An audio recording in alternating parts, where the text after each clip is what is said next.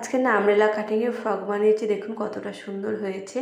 দেখতে তো সুন্দর হয়েছে, আর কাটিং সেলাই দুটো একসাথেই দেখাবো কিভাবে বানিয়েছি, সেটা তোমাদের সাথে শেয়ার করছি। প্রথমে 1.5 মিটার কাপড় নিয়েছি। 1.5 মিটার কাপড় নেওয়ার পর প্রথমে 2 ভাঁজ করে নিয়েছি। 2 ভাঁজ করে নেওয়ার পর কোনাকুনি একটা ভাঁজ করে নিয়েছি। ওপর থেকে 6 ইঞ্চিতে দাগ দিয়েছি। দাগ দেওয়ার পর আর নিচে ঘুরিয়ে আমি 18 ইঞ্চিতে রেখেছি। এদিকে প্রত্যেক দিকে চারিদিকে ঘুরিয়ে 18 ইঞ্চি থেকে দাগ টেনে নিচ্ছি। দাগ টানা হয়ে গেছে। এটা যেহেতু আমার নিচের পোর্শন ঘের হবে আমরেলা কাটিংয়ে, সেই ঘেরটা বের করে নিচ্ছি। এদিকে দাগে দাগে আমি কাঁচি ধরে কেটে নিচ্ছি। কেটে নেওয়ার পর এটাকে সাইডে সরিয়ে রাখতে হবে। আর এদিকে ওপরের যে পোর্শনটা হবে, ওপরের পোর্শনটা আমি এবার কেটে নিয়েছি। কাপড় কেটে নেওয়ার পর এটা লম্বায় রেখেছি 10 ইঞ্চি। 10 ইঞ্চিতে রাখার পর এটাকে 4 ভাঁজ করে নেওয়া হয়েছে। 4 ভাঁজ করে নেওয়ার পর এখানে গলায় 2 ইঞ্চিতে রেখেছি, এদিকে পুটে 3 ইঞ্চি রেখেছি, মোট 5 ইঞ্চিতে।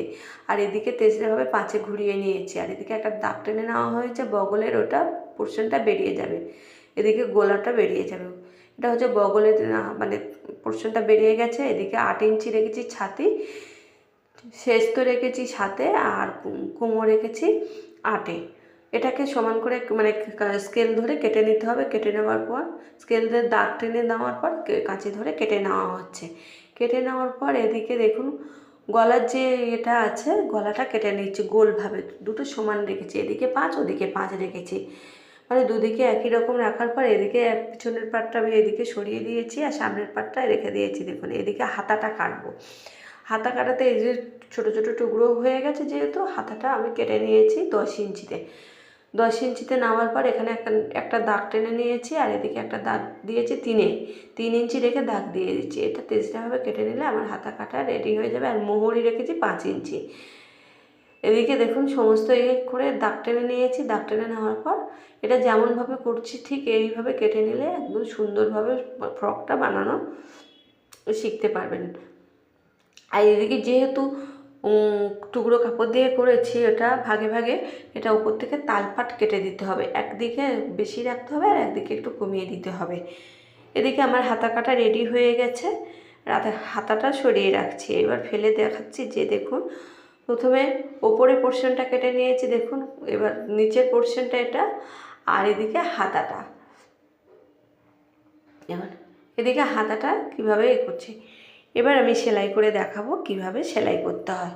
প্রথমে আমি একটা পোর্শন সরিয়ে দিচ্ছি, একটা ভাগ সরিয়ে দিচ্ছি। সরিয়ে দেওয়ার পর এখানে যে পাইপিং দেওয়া যে কাপড়টা আছে, এটাকে চারিদিকে গলায় ঘুরিয়ে পাইপিংটা বসিয়ে দিতে হবে।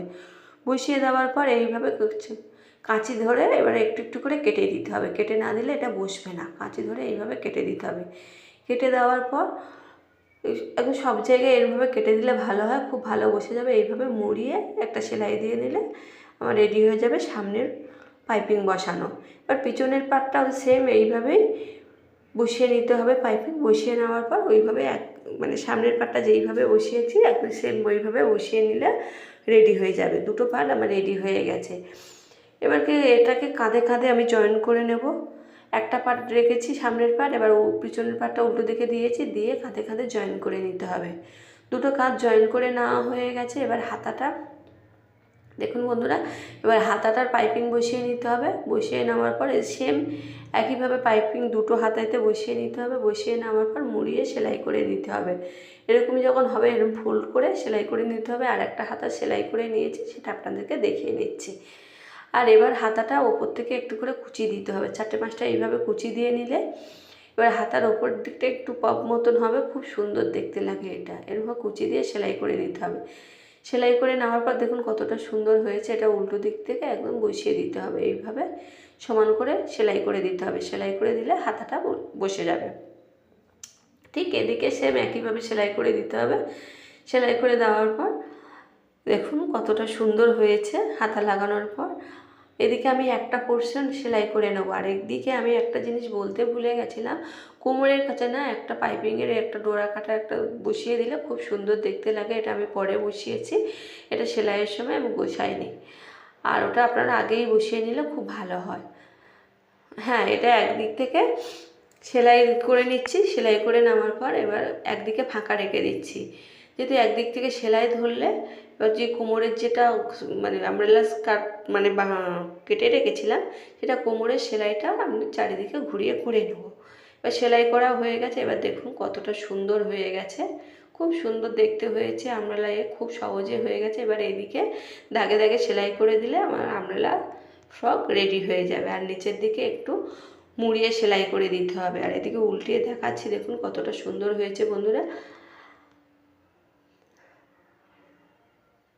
দেখুন ওইদিকে উল্টে দিচ্ছে। এবার নিচের দিকে মুড়িয়ে একটা করে ফোল্ড দিয়ে দিয়ে সেলাই করে নিলে রেডি হয়ে যাবে আমব্রেলা ফ্রক।